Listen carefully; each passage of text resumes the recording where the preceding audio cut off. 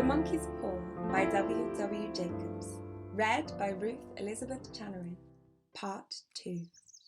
In the brightness of the wintry sun next morning, as it streamed over the breakfast table, he laughed at his fears. There was an air of prosaic wholesomeness about the room which it had lacked on the previous night, and the dirty, shrivelled little paw was pitched on the sideboard with a carelessness which betokened no great belief in its virtues. "I suppose all old sailors are the same," said Mrs. White. "The idea of our listening to such nonsense! How could wishes be granted in these days? And if they could, how could £200 hurt you, father?" "Might drop on his head from the sky," said the frivolous Herbert. "Morris said the things happened so naturally," said his father, "that you might, if you so wished, attribute it to coincidence." "Well, don't break into the money before I come back," said Herbert, as he rose from the table. "I'm afraid it'll turn you into a mean, avaricious man, and we shall have to disown you." His mother laughed, and, following him to the door, watched him down the road, and returning to the breakfast table was very happy at the expense of her husband's credulity. All of which did not prevent her from scurrying to the door at the postman's knock, nor prevent her from referring somewhat shortly to retired sergeant majors of bibulous habits when she found that the post brought a tailor's bill. "Herbert will have some more of his funny remarks, I expect, when he comes home," she said as they sat at dinner. "I dare say," said Mr. White, pouring himself out some beer. "But for all that, the thing moved in my hand. That I'll swear to." "You thought it did," said the old lady soothingly. "I say it did," replied the other.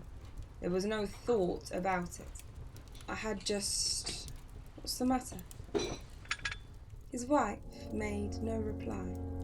She was watching the mysterious movements of a man outside, who, appearing in an undecided fashion at the house, appeared to be trying to make up his mind to enter.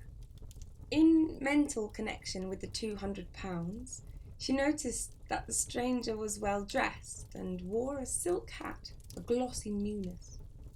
3 times he paused at the gate and then walked on again. The 4th time he stood with his hand upon it, and then with sudden resolution flung it open and walked up the path.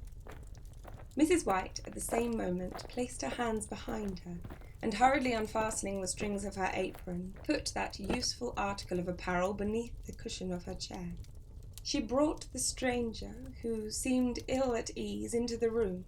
He gazed at her furtively, and listened in a preoccupied fashion as the old lady apologized for the appearance of the room, and her husband's coat, a garment which he usually reserved for the garden. She then waited as patiently as her sex would permit for him to broach his business, but he was at first strangely silent. "I was asked to call," he said at last, and stooped and picked a piece of cotton from his trousers. "I come from Moore and Megan's." The old lady started. "Is anything the matter?"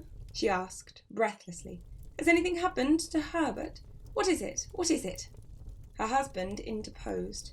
There, mother," he said hastily. "Sit down and don't jump to conclusions. You've not brought bad news, I'm sure, sir." And he eyed the other wistfully. "I'm sorry," began the visitor. "Is he hurt?"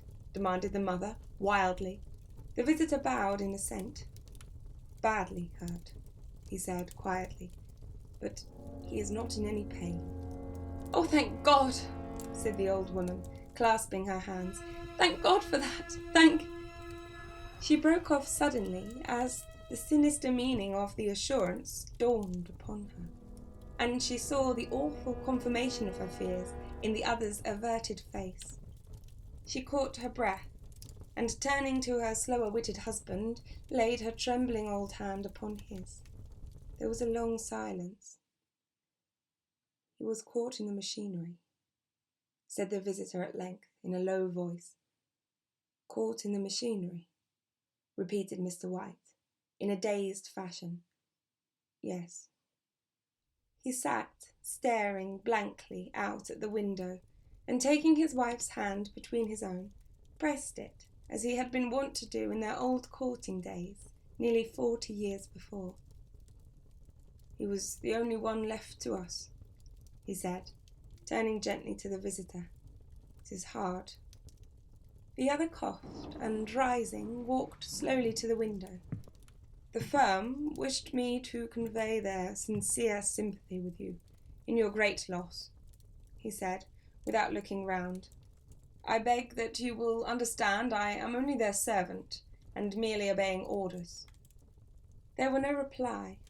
The old woman's face was white, her eyes staring and her breath inaudible. On the husband's face was a look such as his friend the sergeant might have carried into his first action.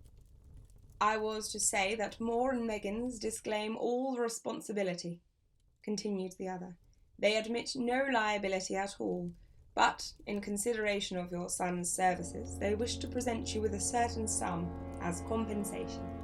Mr. White dropped his wife's hand, and rising to his feet, gazed with a look of horror at his visitor.